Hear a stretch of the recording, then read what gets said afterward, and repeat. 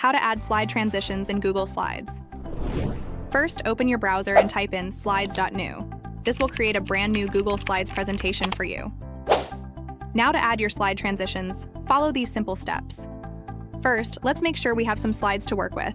If you don't already have slides, you can easily create them by clicking on the plus button or pressing Ctrl+M to add new slides. Next, on the left side of your screen, you'll see the slide thumbnails. Click on the slide you want to transition to. For this tutorial, I'm selecting Slide 2. You can choose any slide you want to add a transition to. After selecting your slide, go to the top menu and click on Slide. Then select Transition. This will open the transition panel on the right side of your screen. Now comes the fun part. In the transition panel, click the drop-down menu under Slide Transition. Here you'll see different options like Fade, Slide from Right, Slide from Left, and more.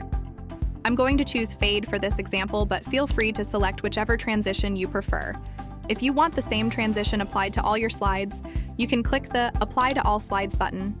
This feature saves you time, especially for large presentations. You can also adjust the speed of the transition. Choose between slow, medium, or fast by using the slider or the drop-down menu. For this example, I'll keep it at medium speed.